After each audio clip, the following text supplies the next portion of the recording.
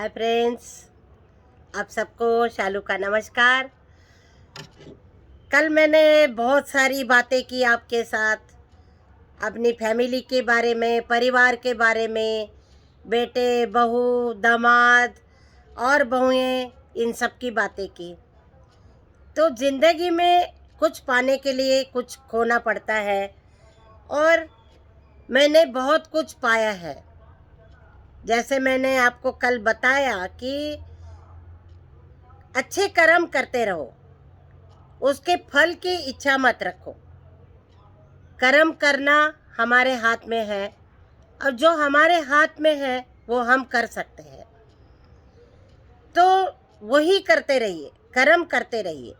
और जहाँ हम फल की इच्छा मतलब एक्सपेक्टेशंस, किसी से भी एक्सपेक्टेशन करना बहुत खतरनाक है। खतरनाक मतलब अपने आप को दुख देने वाली बात है, क्योंकि ज़रूरी नहीं जितना हम लोगों के साथ, बच्चों के साथ, पति के साथ जो भी हम एक्सपेक्टेशन करते रहेंगे तो ज़रूरी नहीं हमारी हर इच्छा पूरी हो जाएगी। बच्चे हैं, बच्चों को क्या करना है, कितना करना है वो करते रहिए। पति है, बहनें हैं, भाई है, माँ बाप है और भी सब लोग हैं। अपना कर्म करो। जहाँ हम फल की इच्छा करते हैं वहीं दुख होता है। तो मैंने हमेशा यही किया है, निस्वार्थ भाव की सेवा करने का मैंने ठान लिया है, जो मैंने भारतीय योग संस्थान से सीखा है। और अपना कर्म करती रहती हूँ, काम में बिजी रहती हूँ, अपने मन को बिजी रखती हूँ। मन खराब हो गया, कुछ अच्छे गाने सुनती हूँ, उस गाने को मैं गाने की कोशिश करती हूँ। मन आ गया तो डांस कर लेती हूँ, घर में ही बच्चों के साथ डांस कर लेती हूँ। तो अपने आप को स्वस्थ रखना, अपने आप को खुश रखना बहुत ज़रूरी है।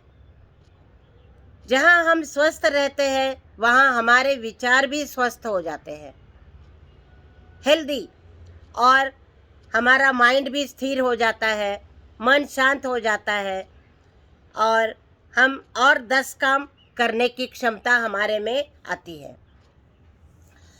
तो भगवान के पास मैंने कुछ नहीं मांगा।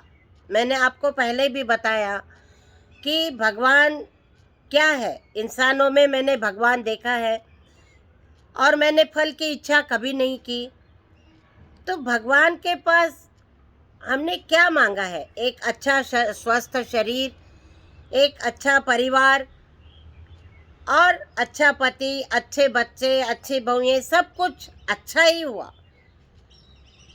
तो कर्म अच्छे करो, मन अच्छा रखो और निस्वार्थ भाव की सेवा करो। तो यही किया है और उसमें लाइफ एकदम सक्सेसफुल और अच्छी लाइफ मेरी बीत गई है। और निस्वार्थ भाव की सेवा करते करते इनडायरेक्टली लोगों के ऊपर उसका प्रभाव पड़ता है। हम सोचते हैं कि हम काम कर रहे हैं, ज़रूरी नहीं उसको ज़्यादा एक्सपोज करना। मन शांत रखो, काम करते रहो, वो कभी ना कभी लोगों के सामने आ ही जाता है।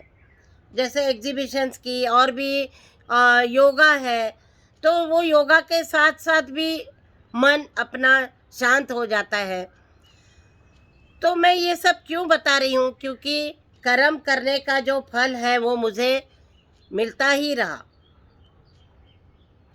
मैंने नारी शक्ति अवार्ड के बारे में सुना था कि ऐसे जो अच्छी लेडीज जो है वो ज़्यादा काम करती है और किसी न किसी फील्ड में आगे जाती है तो उनको नारी शक्ति अवार्ड मिलता है। तो मेरे को इतनी इच्छा नहीं थी कि कभी मुझे मिलेगा, लेकिन ये जो है नारी शक्ति अवार्ड 2014 और 15, 2014 और 15 में मुझे ये अवार्ड मिला। खजान सिंह ट्रस्ट है, उन्होंने मुझे ये अवार्ड दिया। ये देखिए, ये नारी शक्ति अवार्ड है।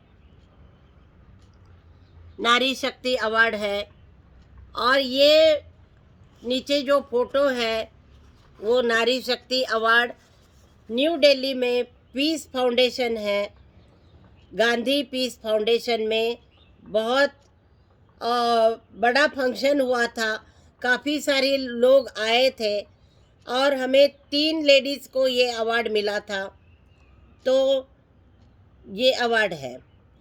तो आज मुझे अच्छा महसूस होता है और अपने आप के ऊपर अभिमान होता है कि चलो जो कर्म किया उसका फल भी मुझे मिल गया, ज़रूर मिला। बेंगलोर में कितना बड़ा कॉलेज है, इंजीनियरिंग कॉलेज है, वहाँ मुझे स्पेशली इनवाइट किया गया। उनका एक साइंस का एक फेयर था और उसमें साइंस एग्जीबिशन में उन्होंने एक मुझे इनवाइट किया और इनवाइट करके मेरी एग्जीबिशन वहाँ उन्होंने रखी थी। बेंगलोर में बहुत बड़ा साइंस कॉलेज है बेंगलोर में, और उसमें मैंने अपनी सारी पेंटिंग्स का एग्जीबिशन किया। बहुत बड़े बड़े डॉक्टर्स हैं और भी वहाँ के जो प्रोफेसर्स हैं, डायरेक्टर्स हैं, और भी बहुत सारे लोग वहाँ आए थे। बड़े बड़े फील्ड में जो भी जिन्होंने भी नाम कमाया वो सारे फेमस लोग वहाँ आए थे। मैं मेरे पति वहाँ रुके थे 2 दिन और दोनों दिन वहाँ बहुत अच्छी एग्जीबिशन हो गई और बहुत सारे लोगों ने प्रेज़ किया पेंटिंग्स के बारे में। तो और क्या चाहिए, कर्म मैंने करती रही, नाम अपने आप मिलता गया। तो परिवार भी ज़रूरी है और अपना कर्म करते रहना चाहिए। तो कर्म करते करते इंजीनियरिंग कॉलेज में मुझे एक बार बुलाया। ये जो बेंगलोर में संभ्रम इंजीनियरिंग कॉलेज है, वहाँ से मुझे फ़ोन आया और उन्होंने कहा कि मैडम आप हमारे स्कूल में आ जाइए। तो मेरे को एक बार अजीब सा लगा कि ना तो मैं इंजीनियर हूँ और ना मैं डॉक्टर हूँ। तो मुझे थोड़ा सा लगा कि ऐसा कैसे हो सकता है। तो मैंने उनको पूछा तो उन्होंने कहा नहीं मैडम, आपने बहुत काम किया है, हर फील्ड में काम किया है, सोशल वर्क किया है। तो हमारे स्कूल के जो बच्चे हैं उनको पॉजिटिविटी देनी है और आपने अपने लाइफ में कितनी मेहनत की है और कैसे मेहनत की और अपने आप को कैसे टाइम दिया और उसके साथ आपने इतना सारा काम किया, तो कैसे किया वो इंस्पिरेशन हमारे बच्चों को आप दे दीजिए। तो मुझे सही लगा। मैंने अपने आप को कभी टाइम वेस्ट नहीं किया, कभी जो मौका मिला उसको मैंने हमेशा उस मौके में अपने आप को मैंने कभी मिस नहीं किया उस मौके को, और मैंने उसका फ़ायदा उठाया।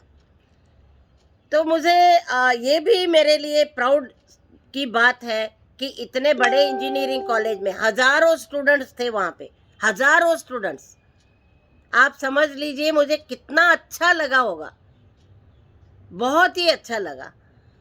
तो उन संभ्रम कॉलेज के डायरेक्टर्स को भी मैं धन्यवाद देना चाहती हूँ। तो ऐसे ही कर्म करते रहेंगे तो नाम अपने आप ही सब चारों जगह अपने आप ही फैलता रहेगा। तो आज बस इतना ही। और फिर मैंने आज आपको नारी शक्ति अवार्ड और जो संभ्रम कॉलेज में मुझे बुलाया था इंजीनियरिंग कॉलेज में, वो मैंने आपको बताया। और भी कुछ इम्पोर्टेंट मेरी लाइफ की बातें हैं, कुछ मेरे लाइफ में मेरे को यशस्वी या नाम कमाने के लिए जो बातें हुई है और भी अचीवमेंट्स हैं, तो उसके बारे में फिर मैं कल बात करूँगी आपके साथ। तब तक के लिए धन्यवाद। शालू का नमस्कार। देखते रहिए दादी माँ का बचपन, एंजॉय ज़रूर करिए।